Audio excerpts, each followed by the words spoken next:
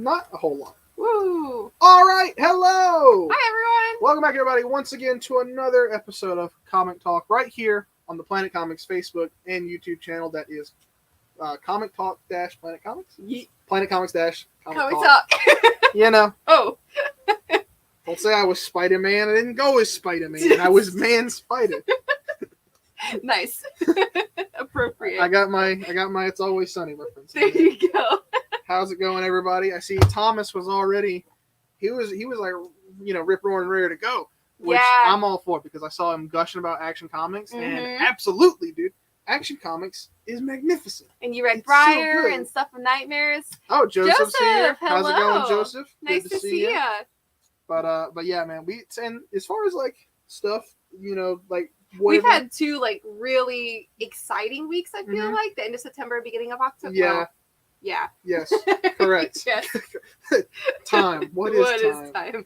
But like DC has a pretty decent selection. Marvel's got a wide variety, and then Indies they have like a handful. Thomas is here. Hey, what's up? I don't know if you heard that first part of that, but yeah, we were just talking about. It is now October. Just in case anyone needs a reminder. In case anyone forgot, like Katie did. It is now October. That was the best comment of the night. But yeah, man, I'm so glad you enjoyed Action Comics, Thomas. So good. Yeah. But let's not take too much longer. Let's get right in. Starting off as always with DC Comics, we have Batman number 128. Chip Zdarsky, man, yeah, he won me over. He won me over a while back. This is so good. And it's so good. I love this run. I love the way he writes everybody. And then this issue specifically, it gets like really insane with what's happening. Oh yeah, no problem. You helped with helping you out there on Sunday, Thomas. You came by on a Sunday and I wasn't here. I'm sad. That is how it goes. But yeah, this arc has been good. Yeah, it's been really good, and I'm excited because the last issue we ended up the really good Catwoman storyline. Yeah, which I feel like at some point that is like a prelude to. They're definitely gonna bring that into the main like story at some point. Yeah, with Cobblepot and his kids and all that. Mm-hmm. But now they're on the new backup story with Zur-En-Arrh Year One. And I love Zur-En-Arrh. It's one of my favorite Batman concepts. So just give me more Zur-En-Arrh. I'm here for it. I'm so ready. I love that. I'm very excited to read that. I like that it's bringing a lot of context into what that is too. Yeah, so. For people like you Me, or other he was like, I don't know. Yeah, definitely. Jody, hey, it's Batman. Hey guys, how's it going, Jody? Good to see you. Hi, Jody. We got some variants for Batman here. We have the cardstock variant showing off with Batman and the Joker, baby. Joker. This is a cover here because of. Later in the stack, we'll get to Jokers. We got some new Joker content. Some Joker stuff. And this variant, which is super nice. Yeah, this one's intense. Look at that, man. I first of all, Blue Batman, love it. But fighting the super crazy detailed Clayface. Clayface, this is not like one of those things where he's not featured in the story, not that I know of. Yeah. You've read it before I have, actually, so you would know if he's in it or not. No, he's not. But it just, like, the artist just wanted to draw a really super cool action shot of Batman versus Clayface, and he got it. Killed it. He got it done. Looks real cool. Up next, you like Batman? Batman? You don't know him. Your kids like Batman? Here's Batman for your kids. It's Batman Nightwatch. Batman's this little kid novel, I should say. I was gonna say young adult, but young adult would be more Batgirls. Yeah. Thomas would like the Clayface variant. Oh, of course. I don't blame you, man. Yeah. It looks good. That's pretty sick. But this is more accurately would be just a kid's book, pretty much. Is Damien in this? Damien is in this. That is Damien. That's Damien Robin. Even though they didn't change his suit on here, but yeah, that's kind of how it is with like these kid books. They're good though. It's fun. Yeah. Up next, the hierarchy of power in the DC universe is about to change. Oh my gosh. This upcoming blockbuster film in a few weeks, actually, Black Adam. Yeah. That's going to be a thing. That's going to be a thing. We will see what kind of thing it's going to be. But, they've been doing these tie-in books for the Justice Society, and now we're at the coolest member of this lineup of Justice Society, and probably what I'm already calling is going to be, like, the star of the movie, pretty much, like, Pierce Brosnan as Dr. Fate. Dude, like, maybe my favorite Bond. I go back and forth between Pierce Brosnan and Sean Connery. But playing Dr. Fate, what a cool choice that is. I don't even know who Dr. Fate is, but based off of character design alone, I am so interested. He's like Doctor Strange, but more powerful. Okay, cool. Cool. I like it. Yeah. Like the concept. Here's our variant for that, showing off the man himself with the helmet. Man, like, what a great look. Yeah, It's killing it. You know, we don't know if this movie is gonna be good or not, but I mean, this is gonna be cool though. He's gonna be good in it. Yeah, that's all I can say for a fact. Even like I'm confident. Mm-hmm. Up next, DC's big event. We have Dark Crisis on Infinite Earths, aka Dark Crisis number 5 of 7, a new League reborn. We are nearing the end. Only 2 issues left after this. Have you read this issue yet? No, I haven't. I'm a little bit behind on Dark Crisis, actually. Yeah, it's pretty good though. It's a good you know, like they're getting their army together. Nightwing's finally stepped up. You know, he's been sitting on the sidelines. Beast Boy's you know, tragic fate that befell him at the beginning of the story that has had Nightwing on the sidelines because, you know, it's his friend and he's like, I let this happen. But now finally he's stepping up and he's here to be the leader that everyone has been telling him to be. So good. It all ties in really well with his story and everything too going on right now. And here's our Vanguard for that, showing off Yara Flora, all my boys, blue and gold. Yeah. Both we have Booster Gold, Ted Core Blue Beetle, and up here, Jaime Reyes. Is Flatline on this? No, that's not Flatline. That is Killer Frost. Oh, okay. Yes, Killer Frost, Jackson Hyde Aquaman or Aqualad, Damian Wayne. I do see Damian. Who else do we have? I see Harley, I see Frankenstein, Dr. Light. I think that's everybody. Nice. Very cool. Yeah, this is a great cover though. Yeah. Love it. And this one, a very gimmicky cover. Call back to like the 90s here. We have this cover and hold it sideways for him. Like nah. Yeah, give it horizontal. To me. What? Oh, I was like, what? Dude, I don't know. So there's little grooves here you can see right there. It's a tearaway or a cutout where you cut out like little Dark Crisis trading cards here. It's definitely old school like oh, that's cool. And then you have like the funeral scene over here where you can cut it out as well. Yeah, interesting. Yeah, so that's trade them with your friends. Everyone gets the same 4. I don't know who's trading what, but if you do something cool with like, you know, little pieces of cardboard. Oh, actually no, you don't get the same 4. Do you not? No, because one of them had John on it. These are different. Did not know that. Share them with your friends. Oh, that's pretty cool. Yeah. Okay. Anyway, I didn't see the one with John. Yeah. I wish I hadn't seen that. But speaking of Dark Crisis, we have a new one-shot, a new tie-in book, The Deadly Greens, featuring Super Swamp Thing here on the cover. So this is a tie-in about John Kent and the other Magic half of the DC universe. John Constantine, Raven, Swamp Thing, all of them. They're trying to figure out the source of like the darkness. Trying to figure out, you know, because the Great Darkness is corrupting all these villains and Pariah. So it's like, how is this happening? Why is the Great Darkness doing this? Swamp Thing has encountered the Great Darkness before in his famous run in the 80s. So they're trying to get to the source of that. Oh man, I didn't know that. Yeah, I'll have to read this. And if you're going to read, Deadly Green and Dark Crisis, read this before you read Dark Crisis number 5. Oh, I did the opposite, and then they like come in, and John's like, "Hey, Dick, by the way, this is the thing that I did in the other book." And I was like, "Oh, well, whoops, dang, didn't know that." Oh, cool. Thomas said, "Give you one of those." Got you, Thomas. Here's a variant showing off. This is the Super Swamp Thing, so this is a little spoiler teaser of what happens in the book. John Kent and Swamp Thing combined. Oh, yes, that's pretty cool. Very cool. Yeah, I like it. Oh, he said, I'll take the cover with the Blue Beetles and Booster Gold, too. Of course. Let me know when you've read Blue and Gold, by the way, Thomas. I'm excited to see you. Yeah, you're pumped. Up next, you like Batman? I do like Batman. What about the city in which he resides? You like Gotham City? Whoa, as an entity, yes. So Look at that. This is Gotham City Year 1. So this is going back to, Year 1 of Gotham City. It's a brand new city. And Gotham is a city with a lot of like heavy lore behind it. It's probably more like defined than any other city or like setting in comic history. Well, in Detective Comics, they're getting into that right now too. Yeah, so a lot like multiple cults and evil organizations that are there's always been a seedy underbelly. Like it's not even a seedy underbelly. It's like that's the roots of Gotham. They're the ones that built it up. And so this, written by Tom King, is the story of Slam Bradley, which is an old school Golden Age detective character. You can tell he's old school because his name is Slam Bradley. It's so good. What a great name. And so he's trying to solve a mystery here in the early days of Gotham City, many years before Bruce Wayne and the Bat family had their hands on it. The art is really good. I'm glad you said that because the art is done by Phil Hester. He is one of my favorite artists in comics. He had a Green Arrow run. Okay. Which is my favorite Green Arrow run is the one that it's the one Kevin Smith did. Oh, yeah. And he was the artist on that. And I love it's a very like animated series. It looks like a Mignola, like Hellboy. Yeah, kind of. Very Mignola. I love it. And so I'm glad he's on this. And I love Tom King's art. Or Tom King's writing. I love Phil Hester's art. Yes. And so I'm super excited about that. It's very noir heavy kind of mystery. It looks like it. Super interesting. Thomas says that one and Two-Face One Bad Day are the first two I'm reading this week. Oh yeah, the Blue and Gold and One Bad Day. Yeah. I'm so excited. Look at this variant cover. Look at this variant cover. Oh, it's so good.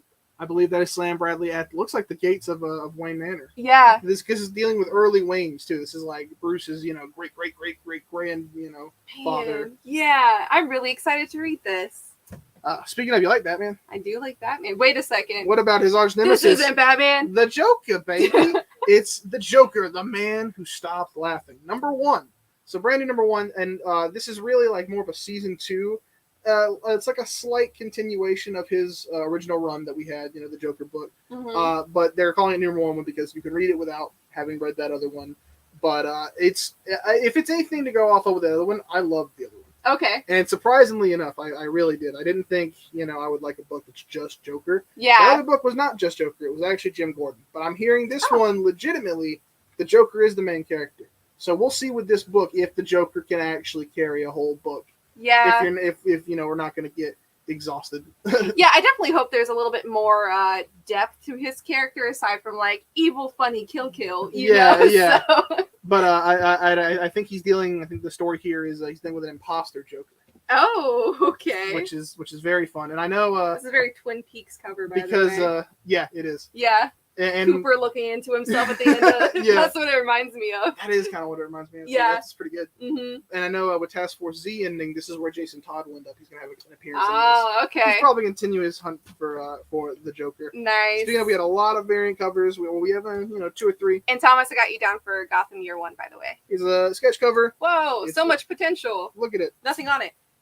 Look at this shiny Ooh. foil cover. Nice. I actually like that a lot. I love and look it. At the back. The back of it's really Ooh. neat too. It's interesting because it's not a cardstock foil cover, so it's very light. Yeah. It feels weird. You don't but, expect it. Woo, yeah. And blind then a man with that one. Here is I always forget his name, but it's that Detective Comics artist yeah. that does this really detailed images. So that's a really good one. Yeah. I love that too, and it's like the mask that he's taking off is like it's almost like a Cesar Romero or a Jack Nicholson. Like it's like another Joker. It does. Yeah. It looks definitely like that very classic Joker. Yeah. Oh, that's a really cool one. Yeah, so I'm actually interested to see where that book's gonna go. I'm excited for it.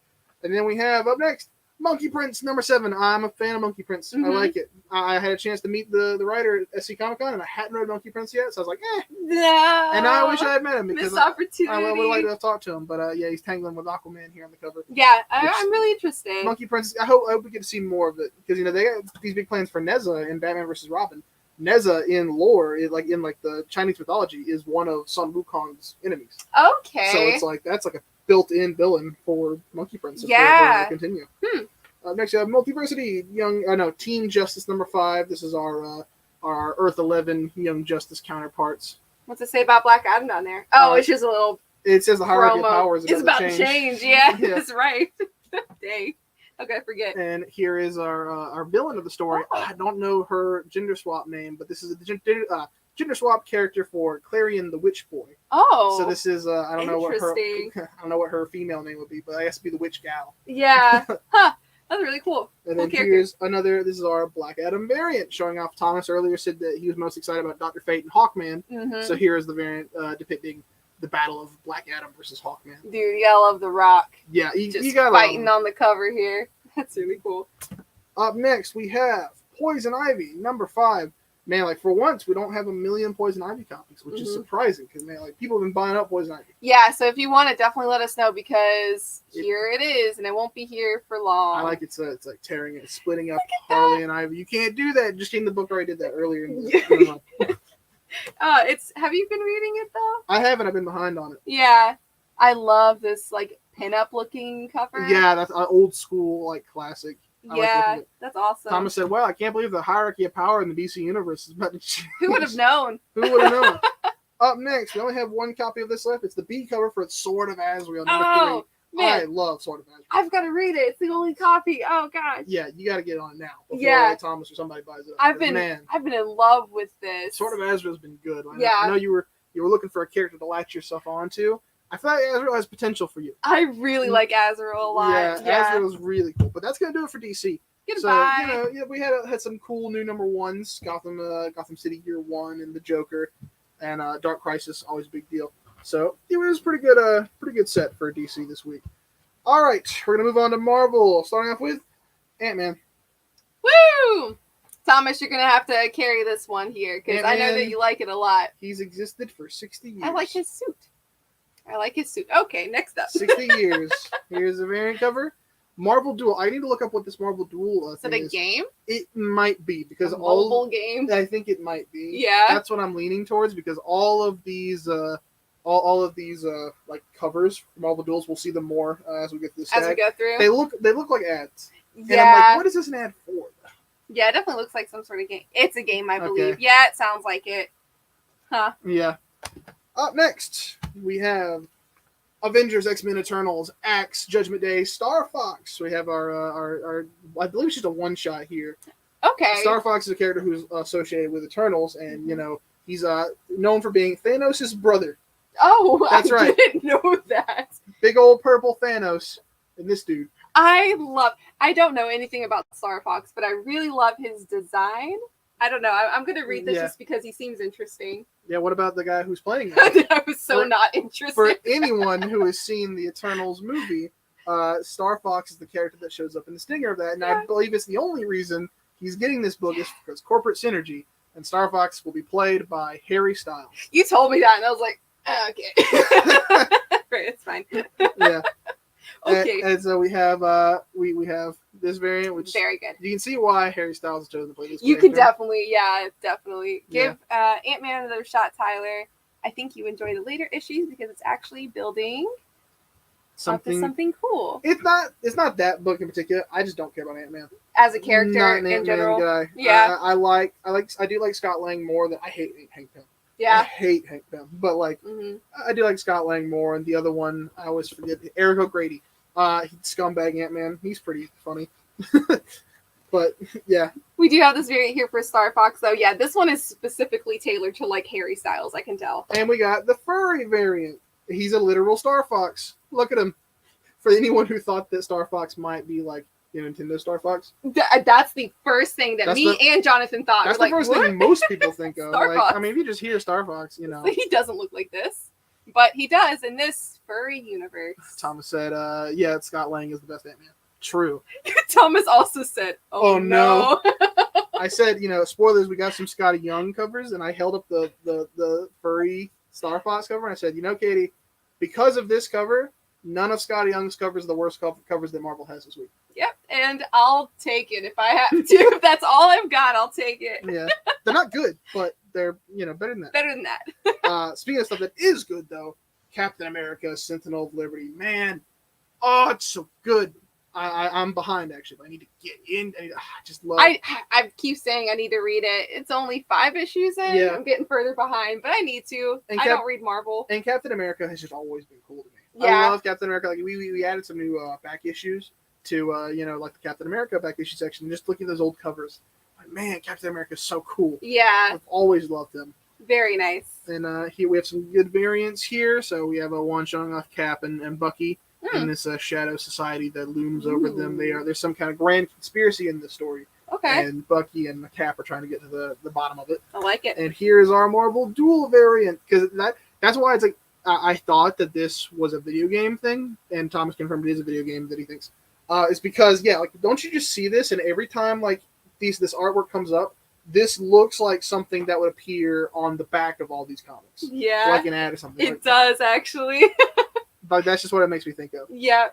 But those are all of our Captain America variants. But we're going to move on to Edge of Spider-Verse number 5. I believe it's 5 of 5, the final issue of Edge of Spider-Verse. This is so good.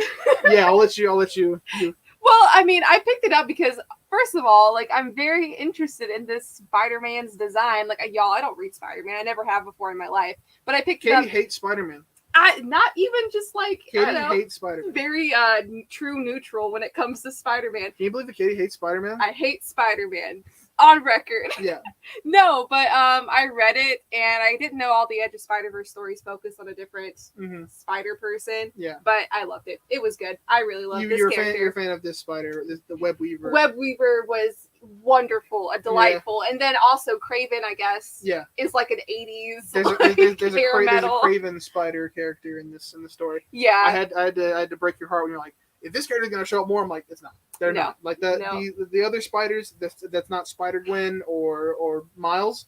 They don't get used. Which sucks because like I would like to like Spider-Man. I don't feel like reading the history of Spider-Man to get into Spider-Man, but this would be like a very nice introduction or like new story for me, but not happening. I'll get over it. There we go. There's better introductions. Yeah, I guess so. Up next, we have the Hulk. Also, Thomas wanted the other Captain America variant.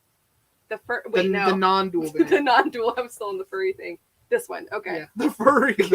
There's no Captain America furry variant as far as I know. Mine in the gutter there. But we only have variants left of Hulk number 9. So we have Hulk taking on the Predator. How is the Predator winning this fight right now? He's not. Right now, he's got the Hulk pinned down. Like, he's winning currently. We just got a snapshot of, like, this is what the Predator wants you to think. Yeah. But this is not actually what's happening. Because the Hulk, like, he's already grabbing the spear. The Hulk is about to take that and just rip the Predator to shreds. Yeah. Like, that's not going to work out for him. We've got this one here. And then we have this is a more classic Hulk cover. I like it. I like it a lot, actually. He said, please no furry variants. Do our best. Only all the furry variants. No, this is a really nice, he looks angry. I love it. That. Any Hulk that's like him smashing the title, I'm a big fan of. Is good, yeah. And we have the Miracle Man variant, which, interesting. finally see what this is building up to here pretty soon. Yeah. Man, I love, like, Hulk looks pure evil in that. I love a scary Hulk. Yeah. Yeah. Absolutely. Definitely more about it. Up next, we have the final issue of Jane Foster and the Mighty Thor. Final issue, huh? Yeah, well, 5. It was a miniseries. Oh, okay. 5 of 5. Corporate synergy. We're not advertising that movie anymore. It's time. Let's go ahead and cut it. Time to get her back out of here. Yeah. Thomas said, I missed a bit of the Spider-Verse conversation, but Spidey definitely can be overwhelming to jump into. That is very true. Yeah. But yeah, this is I heard this Jane Foster series has been pretty good. Really? Yeah. I know people like Jane Foster a lot. That's all I know about it, though. Yeah, and here is beautiful. The Moko variant showing off the Enchantress, I believe. That is I think it's Hela, aka the Enchantress, from Marvel side of things. Okay. DC has their own Enchantress. Oh, as well. yeah. Thomas, I read a couple of the OG issues and then just jumped into the most recent one. Of Spider-Man, Spider-Man, yeah. Okay, which cool. That's a good way to go about it. Yeah.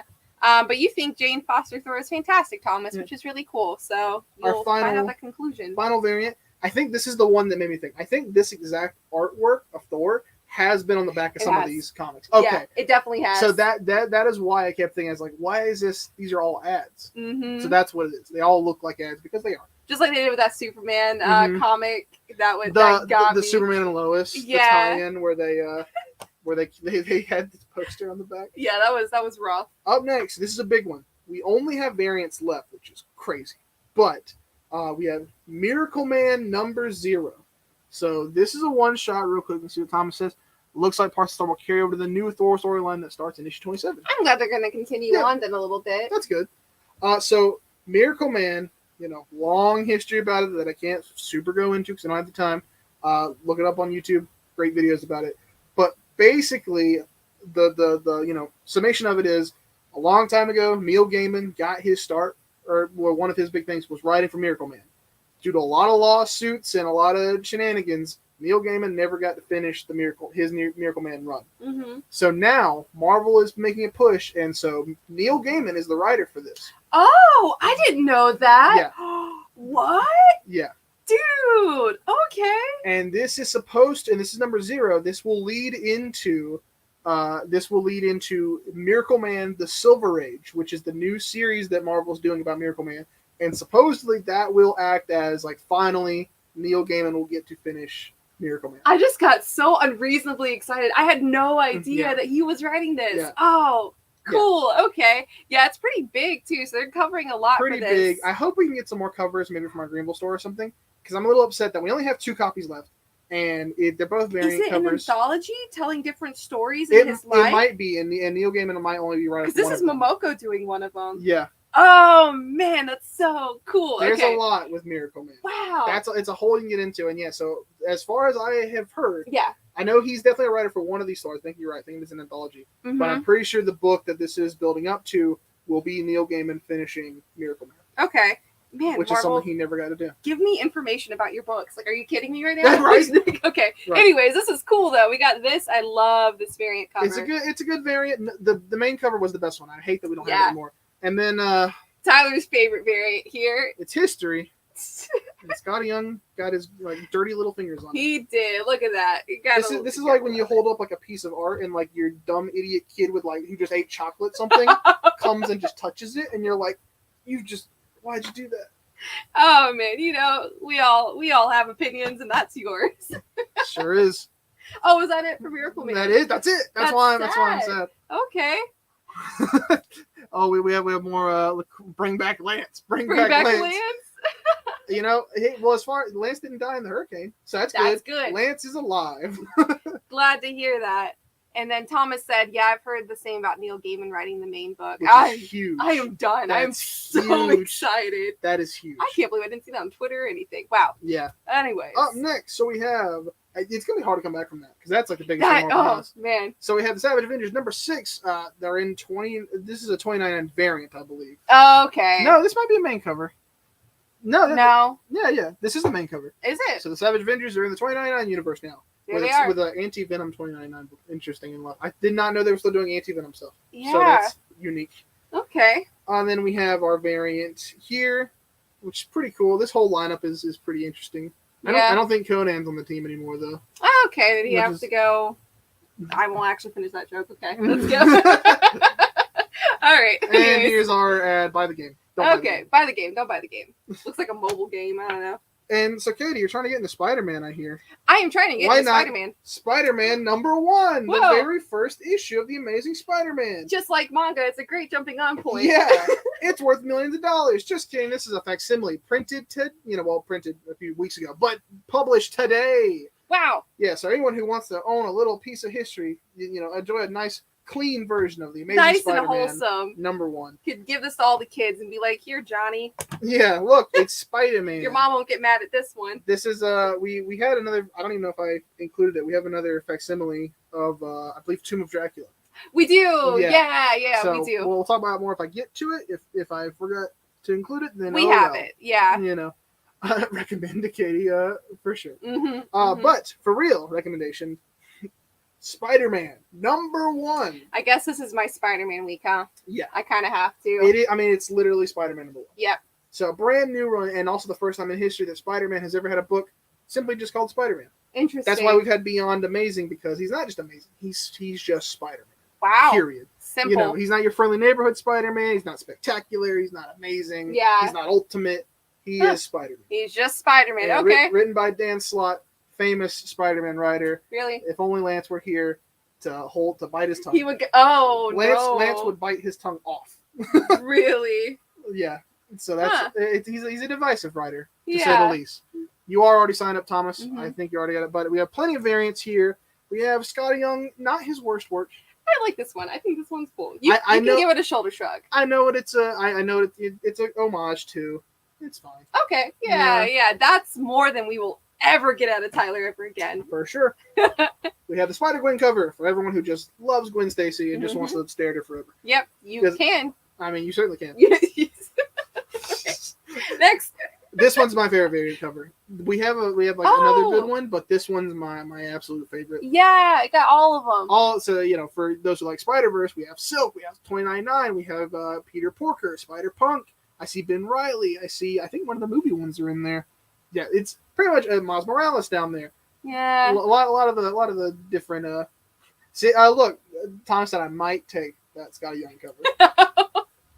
I might put it in your stack, and you can definitely take plenty of time to think about it. Here's our other variant cover showing off Spider-Man. This is his new Oscorp, our Norman Osborn designed suit. Oh. And as Norman Osborn designed it, it's got to have a glider. Yeah. So he's on the spider glider here with the other spider characters behind him. I like this. Yes, I'm reading Spider-Man. He will take the full lineup Spider-Man. Oh, very cool. Yes, I got you. But I bet you'll take this sketch cover too. Wow, so much potential. Look, I could draw My rendition of a Scotty Young cover. Probably look better. Everyone would like. Nice. We have the action figure variant.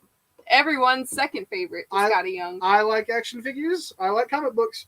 Don't like them when they mix. No, I don't like the action figure variant. No. But and this one is just a more classic Spider-Man cover. This is cool. I like the web going over the going over the title there. Yeah. I don't know this character that he's fighting, but might be a new character for the story. He looks afraid. Yep. I'll take the sketch cover if Katie draws Spider-Man on it. Interesting, Thomas. Oh, I will consider that actually. She'll have fun with that if she does. Yeah, that'd be fun. I think we're in our Star Wars segment. Very briefly, we have the Mandalorian, which it's just the comic adaptation of the Mandalorian. But we got Peach Momoko drawing little baby Grogu. Grogu. Momoko. That was hard to say. Very cute. Very cute. And then we have this one that's just the actual concept art that plays at the end of every episode during the credits, while that cool Wild West theme plays. Yeah, that's pretty cool. Yep. And then we have this shot here, this cover here. I believe this is from when I think this character is when he goes to the camp. When Mando goes to the camp run by Cara Dune. Oh. Thomas might have to correct me on that. He knows his Star Wars too. He said Grogu will never not be adorable. It's true. Very true. I don't even Star Wars, and Grogu is very cute. And then we have the action variant. Look at Mando jumping away from this explosion. Fire, Michael Bay. Yeah, gotta get away from all that. Crazy. That don't be caught up in it. That fire won't burn that Beskar of steel armor. Dang. Do you know what that means? No, I don't. It means it's good. Oh. Yes, got it. You like Star Wars yet? I love Star Wars. Marauders. I have nothing. Thomas is going to carry the X-Men segment too. Yeah. Man, Thomas, we got to get you on for a show so you can talk about X-Men books because I'm not going to be able to finish it in time. Yeah. Pirates. Anyways. It's another man with knives for hands. Oh, scary. Thomas, who's this? Is he an exclusive to the video game? He might be. Is that the video game? Oh, it is Duel. Yeah, that might be a Thomas and I love them. Oh, he's so excited. Yeah. That's awesome, Thomas. I know Marauders has been very popular. Yeah, but, definitely what I'm interested in. Moving on to the new Fantastic Four, 5 of 5, final issue of the new Fantastic Four. Oh, Logan wearing his cute... Oh, that was Dakin. That was Wolverine's son. Oh, Man, really? I haven't seen Dakin in so long, or Dakin, or whatever. Cool. But I have not. He was a character they created, and they kind of pushed him for a bit, but then, everyone's like, why don't just have X-23 instead? And they were like, you're right. You're right. Yeah. Oh. But yeah, New Fantastic Four. We've talked about this book a lot because there was that great time where it just came out every single week. Every week a new. Apparently, when I was gone, you guys kept getting it or Lance something. Lance never had a week where he didn't get to talk about him in Fantastic Four. That's great. Thomas said, "Did I miss number 4? I don't know if you did. I'll have to. Did you miss number 4? Fantastic. Oh, maybe. So we'll look into that. We will look into I thought we had one on order for you. Maybe we did. Here's our Duel cover, which is a cool 3D shot of Spider-Man. Love it. Love a good Spider-Man. And this is my favorite Marvel one of the week. Look at this. What's the title for this one, Katie? This is Avengers X-Men Eternals X-Men. Avengers X-Men Eternals X-Men Axe Judgment Day tie-in X-Men. Avengers X-Men Eternals X-Men, which is great because we're gonna have Avengers X-Men Eternals Avengers and Avengers X-Men Eternals Eternals. I hate this event. I hate it so I can't keep it in any longer. Yeah. Why? They're Marvel. They don't need the money. Why? Is this important to the story, Thomas? Jean Grey, depending on the cover here, on both covers. I know, it's just the name. The name is infuriating. It's infuriating, and this is the whole reason why I never read comic books growing up, because I'm like, this is confusing. Yeah. Anyways. It's definitely not as confusing as if Dark Crisis is called Dark Crisis. Yeah. So it's like, Dark Crisis Superman. This is the Superman tie into Dark Crisis. Yes. It's not like, Avengers X-Men Eternals X-Men. So dumb. Okay. And sometimes they put the number 1 on there. Oh my gosh. So is this X-Men number 1? He said, I'm not enjoying Judgment Day at all, to be honest. Thomas said, I've tried to read it and it's not just too much happening. A lot of people who regularly subscribe to these series are saying they're not reading the Judgment Day stuff. Yeah. So I don't know. Maybe I'm right and this is just to get your money. He said the Avengers are just kind of thrown in there.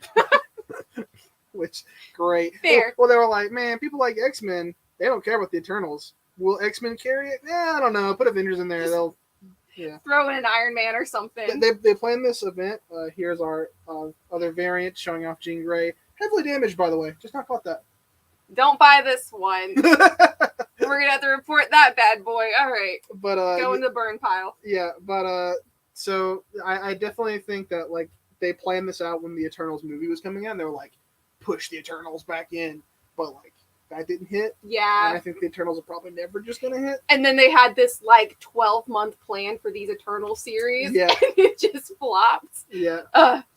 He said, I'm only going to collect the main series and the Death to the Mutants. Okay. Yeah. Very cool. That's fair. And speaking of, here is our Avengers X-Men Eternals Judgment Day X-Men Red tie-in. Nice. X-Men Red, though. Everyone's favorite X-Men comic. Yeah, apparently very good. Yes, throw on there. Looking cool. Yeah. Love it. You're ready to be done with Marvel. I am so done. That one just made me, like, unreasonably angry. So... But that takes the steering wheel out of my hands, and now we're hitting into your territory. Yes. Actually, we're starting off more in your territory, but, true. We're going to start off here at the Indies. We're going to start strong with, look at this. Teenage Mutant Ninja Turtles. This is the Saturday morning adventures. They did the same with like G.I. Joe, I think, and Transformers. Now, Transformers one was good. I never watched G.I. Joe. I'm not a G.I. Joe guy. Didn't care about that. But this is it. Of all the 80s properties, Turtles are the best, and I'm excited to read this. Because last night we were playing Turtles in Time. Turtles in Time. Yeah. So, cool. Also, Thomas leaves us off at Marvel with, I love Marvel. But Judgment Day ain't it. Ain't it? Hold on, we putting that bad boy on the screen. It ain't it. No, not a good one. All right. But yeah, I just love the Turtles, and like I could gush about them forever. I'm still we were talking, to play Turtles in Time last night. I gotta get like back into the comics because I just love those comics. But this is more fun. Because the Turtle story right now is dark and depressing. Well, Turtles, because they started out dark in the comics, that's where they originate as. They're always been like dark and like sort of like in on the joke of how dark they are. But like every other Turtles media is always inherently lighter than the comics. But this is a comic that is more lighter with Turtles, like you would expect. Like people have grown to know with the Turtles. Yeah, definitely. Jody said he loved the 80s Turtles. And Thomas said he'll try those Turtles. Yeah, absolutely. We got a couple cool covers, so we'll show off the variants. Keep that aside. So we've got like an Eastman cover, actually. So Kevin Eastman, along with Peter Laird, we have Kevin Eastman and Peter Laird are the creators of Ninja Turtles. Yeah. Eastman is still very much tied to the Turtles, and so he's always doing cool artwork like this. Yeah, it's a great style. It's the style that everyone knows from the Turtles. Everyone knows Eastman's work. Super good. I love it. Never get tired of a good Eastman cover. Yeah, no, absolutely not. And then we've got this one. Did you say this was your favorite? That one's probably my favorite because that one reminds me of the video game intro or just the TV show intro, like them always jumping down with some cool action shot. It gives you an idea of like what every turtle's all about. Mikey's the one that's like having a good time. Raphael's got the angry face on. Leo's in front. He's the leader, and Donatello's calculating in the back. We both agree that Donatello is our favorite turtle. Yeah, for sure. Yeah. He said my uncle used to watch this with me. He got me into Wolverine, Lord of the Rings, etc. Very cool, man. You had a cool uncle, man. You can't beat that 80s cartoon as well. Yeah, absolutely. So we got you the Eastman cover, Thomas. Good choice. We do have a couple more of all these covers, so if you want them, so anyone wants to hop in, new number 1, you can do that. We got plenty of options for covers. So next up, this one was such a surprise. Okay, you were gushing about this. I was actually like yelling when I was reading it and stuff. We've got number 1 from Image. We've got Junkyard Joe. Okay, so upon first inspection of this, it's like, an army story. That is the opposite of what I'd ever be interested in. Yeah. So, in reading it, it takes place in the Vietnam War. It's just a group of soldiers who has this guy, Junkyard Joe. He looks like Terminator. He's got a very human face on, but he's so like unemotive. So they're like, who the heck is this guy? Why is he going on this mission with us? This guy's got like a stick up his butt, basically. Like he's weird. Come to find out, he saves a bunch of the guys whenever they have a very bloody, bad situation. And he gets wrecked, and he's a robot. And I love a good sad robot story, and this one is sad. Yeah, you got like to the back half, and you were like, oh no. No, God. Yeah, so it's very brutal. It's a war story, a Vietnam story at that. But I really love Junkyard Joe, and it ends kind of on a hopeful note. So I guess there's going to be more. Is this a one-shot? I don't know. I should have looked into that because it could be a one-shot with the way that it ends, but it also, I hope, continues on. So, yeah, I love Junkyard Joe, and this was wonderful. So give it a try. We have a couple copies of that. All right, next up, we've got, this one's interesting. So it's called Earth Divers. Kill Columbus. Kill Columbus. So here's a little background on this. Stephen Graham Jones here, the writer, he is like a critically acclaimed horror author. Mm-hmm. He's also indigenous. He's a Native American. A lot of his books, especially his horror books, kind of focus on that. He's got one called Only the Good Indians. It's very good. Won a bunch of awards. Thomas, you're going to try Junkyard Joe. Thank you. I think you're going to like it. But yeah, so this one, Stephen Graham Jones, is awesome. It's the first comic book he's ever written. Earth Divers Kill Columbus. The premise of this is basically the world has ended. There's this group of like indigenous kids outside of a cave for some reason. Don't really know what's going on there, but one of them has the ability to go back in time. And the whole point of this is like the world probably wouldn't have ended right now if we go back and kill Columbus. Which I love that. Yeah. I love that. Whatever time period they're in where the apocalypse has happened, it probably can be resolved in other ways. You probably don't need to go back that far. Yeah. But they were like, we got the opportunity. Well, why not? Let's see what... Yeah. Well, and it's really interesting, too, because if you think, like, if I had the ability to go back in time and kill one person, it'd be Hitler. Yeah. You know? Because he's not a great guy. So I kind of like... But it's like, to go back even further, and it's like, well, let's right some of the wrongs while we're at it, and kill Columbus is like, man, that's a lot further of a stretch of time that will be changed too. So. But it's interesting though because it is very culturally significant because these are like indigenous people. This is their culture, and to them, this is very bad. Yeah, absolutely. I'm all for it. I love it. Yeah. So I will say with Stephen Graham Jones, he is hard to kind of read. Reading this was like I'm not sure what's going on. It's jumping back and forth a lot. I enjoyed it, but it could be hard to follow, and I will admit that. So, I don't know. It's one to pick up in the shop and kind of start reading to see if you can get into it. The story is cool, though. I like the premise. Very cool. Couple different covers here. We've got this B cover here, kind of showing off that cast. Yeah, I like those them kids. A lot. I like their designs. Yeah, because you don't know why the world is ending. You don't know why they're where they are. Like, there's a lot of questions that he did not give us the answers to. I love this cover, Is this a one-shot? No, I don't think so. It should not be. No, it's not because... the ending. Okay. So just thinking about it. Yep. And we got this last cover here, cover D. So I like this cover a lot. So yeah, we'll see where that goes. Too bad they don't just go back in time with like a gun or anything. You know, there's a lot of things that could be easier. All right, this next one's kind of like a Halloween little segment. We're gonna start getting that. Well, I mean, it's appropriate time. Yeah, honestly. So this next one is called Dark Ride. All right. So this one is really funny. It's a Halloween spooky book. But basically, it's like, you know, there's people who are like obsessed with Disney World. Yeah. Okay. So cool. If you like it, that's awesome. But like people who like know all the lore to the theme parks. And, I like, know all a lot of it. Yeah, and it's cool. Yeah. It's really interesting. Yeah. So this kind of takes place kind of in like a Disneyland kind of area. But it reminds me of like Disney World mixed with Five Nights at Freddy's. So it's very dark. It's like a dark theme park. Disney World, but like the goal is like, we're going to kill you. Yes, actually, very much so. So this kid gets a job and he's like a super Disney nerd or whatever this park is called. He said I saw that in the back of Stuff and Nightmares. That makes sense because it's very much like that. But yeah, he's a super nerd when it comes to this theme park and he just got a job there. And they're like these not animatronic, but these puppet people, whatever they're called, mascots. Right. And basically he was told like they're kind of weird. Like stay away from them. You don't really want to hang out with them. So, okay, Thomas, I had a lot of fun reading this. So I'm going to put this in your stack. Yeah. You might want this next cover because it's next incredible. Cover is awesome. You were talking about like Disney World and like Disneyland. This is literally a Disneyland homage. It's the Devil Land, the original Disneyland logo. So it looks like we have a Walt Disney-esque character. It's funny when I started reading this, I was like, is this like a retelling of Five Nights at Freddy's lore? Because it's got like the evil doctor kind of vibe to it. I don't know. Which you know all that lore now, so. Thank you, Lance. I appreciate it. So thankful. Okay. Yeah. So next up, we've got Night of the Ghoul, Scott Snyder. Look at that. So this is also a new spooky book. I guess it's a continuing series. I don't think it's a one-shot. But this one's really interesting because basically this is a movie called Night of the Ghoul. And it's kind of reminiscent to The Ring because this movie was never released. They don't know why. There's a lot of tragic like conspiracies with like I think the whole cast died in the making of this movie and everything. Haunted VHS tape. Yeah. There's a lot of dark history around it. So like this guy who wants to recreate this movie or kind of dig it up from the archives, he starts to find out that, this movie is bad. It's cursed. Don't let it play. It might be a little generic, but I had a lot of fun reading it, and I think it's going to go some crazy places. So, yeah, Night of the Ghoul.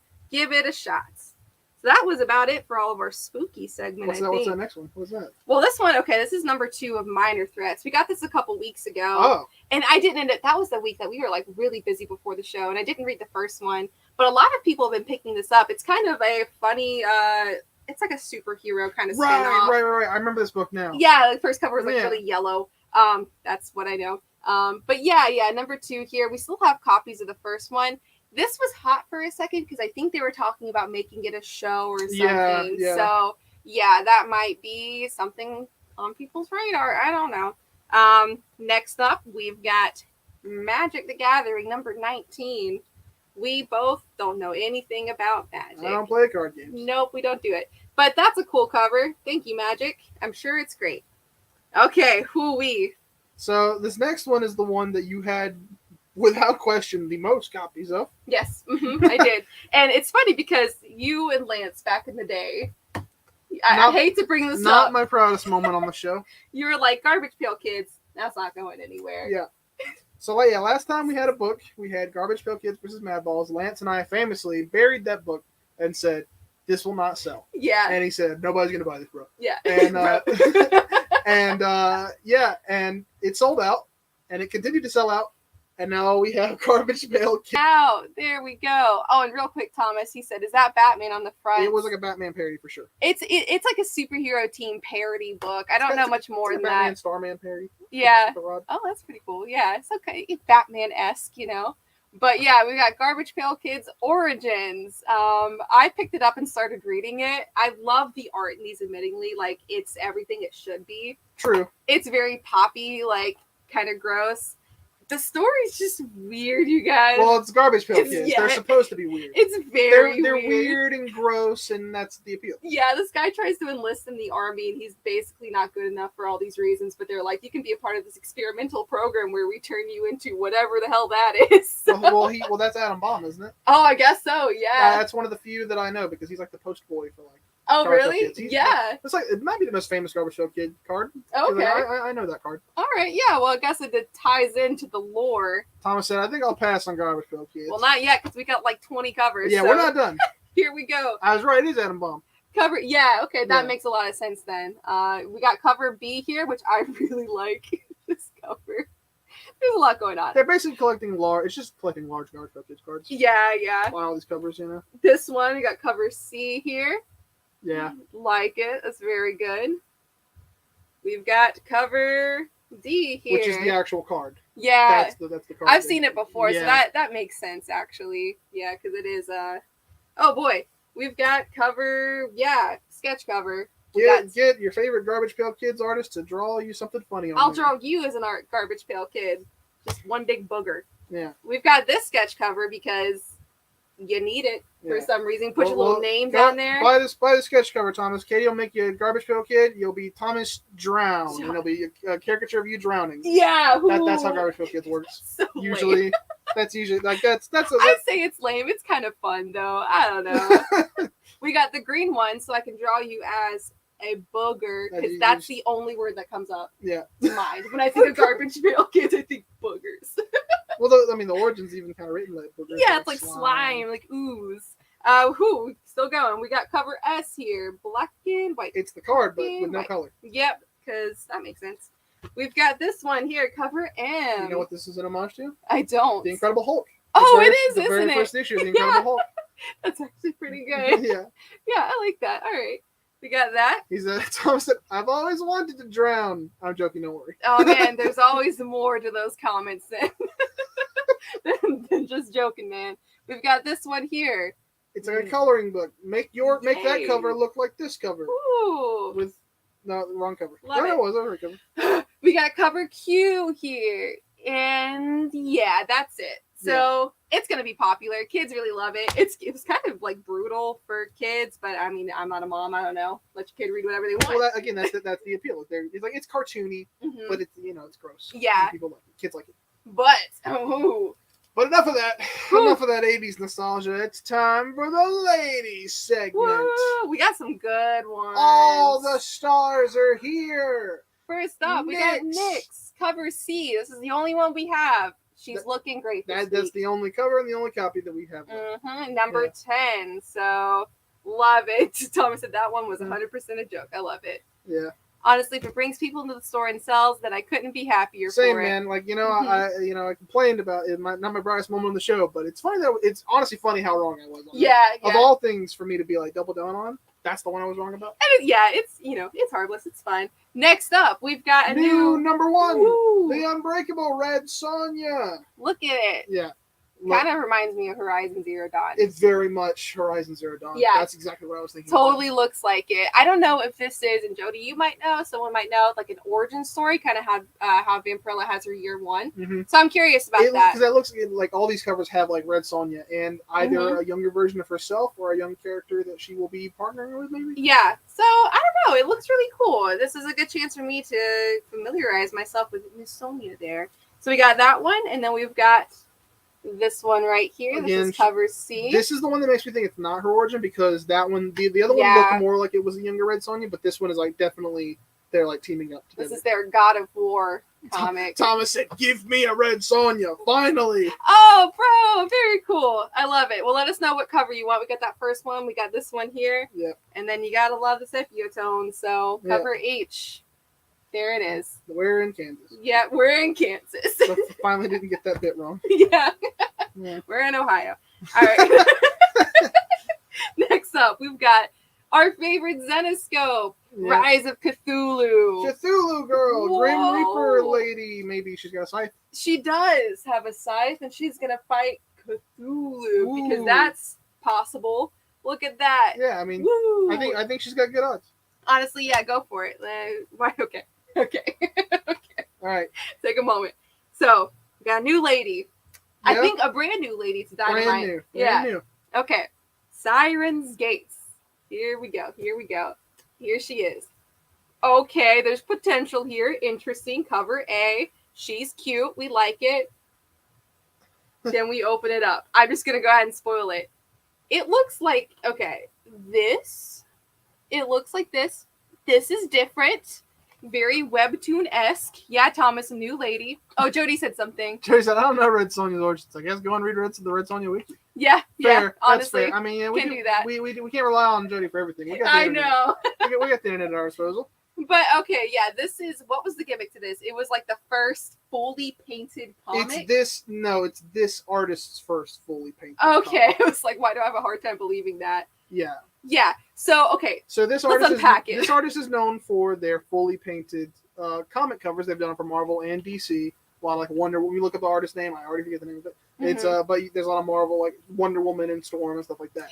And the covers are incredible that this artist does. Like they're very, very good. And even this cover, like it's really awesome. I like the style. I don't think it's a good idea to paint a comic because that's a very time-consuming process. Because this looks like AI generated art. It looks bad. It looks really bad. And the funniest thing I was telling Tyler, it's like, obviously a lot of this was rushed and done under a deadline because all of the backgrounds are like covered in mist or unreasonably purple or look at that car, it's big. Like they don't put any effort into like the backgrounds at all. Yeah. And then also just like, not even the paneling, but just like the layout of the words. Yeah. I don't know. Jody's got the crying face. Yeah. I don't know. It exists. I'll stop spending time on it. Number 1. Yeah. There it is. Sure is. We've got the D cover, which hide your kids, hide your wife. Look at this. Whoa. Woo. Yep. That's there. All right. And that was all for that lady. We'll see. Yeah. But we're moving on to another lady. We have Sweetie, the Candy Vigilante. Also a new one, I think. Dynamite was like, let's make Harley Quinn and then give her like a candy theme. And that's what they did.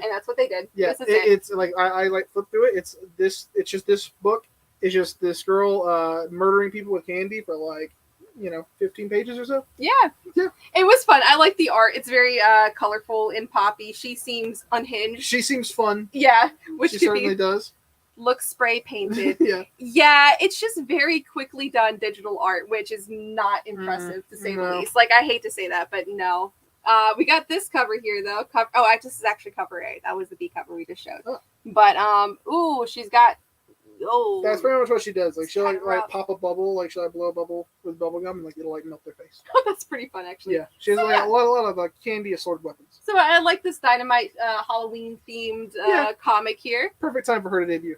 All right, this next one. This is pretty incredible, actually. We have our like run of like music comics or whatever. We've got patient number 9, Ozzy Osbourne. Whoa. Which is pretty great. So this is great alone, but then you flip it over and you're like, oh my god, it comes with like an EP or like a single. Yep.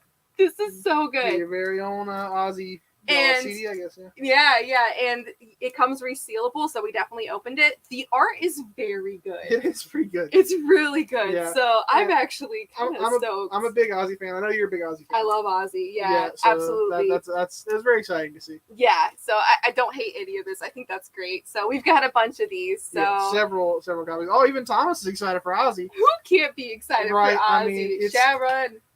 Sharon. Sharon. Sharon. Okay, anyways. Up next, we got King Spawn, number 16. Spawn, look at him. He's at it again. He's doing his thing, being a king. With every issue, his cape gets longer. I love it. It's so good. His cape's so menacing. Oh, Jody will take it Ozzy. I was hoping so, Jody. Yeah, I had a feeling too. It's so good. I'm very excited for that. We got King Spawn. Look at him. Ooh, the city's in his cape. That's how big his cape is now. The whole city's in it. He just looks like Spawn to me. I don't know what made when like the early King Spawn covers like him and in, like with a crown and like on a throne. On a throne, yeah. But this just looks like Spawn. It does. So I'm not really sure where that comes from. Spawn. Interesting. Yeah. Last one, everybody. We always end it off when we can with The Walking Dead Deluxe. This is issue 48. We are leaving the prison. As you can see in this cover, Rick and Coral are leaving the prison. Coral. And they're leaving several friends and family members behind. Dang. Because that prison arc, when it ended, it took some people with it. Yeah, I gotta read Walking Dead. Yeah, and I just flipped to the famous page in here from what happens in here, but ooh, that's now a good one. Now you can see that famous moment in full color in with Walking Dead Deluxe. Boy, no trauma attached to that one, huh? It's brutal. Oh boy. We're about to meet Abraham. We are. Yes, I'm actually glad because they've been in the prison since we started. Yeah, 30-something episodes.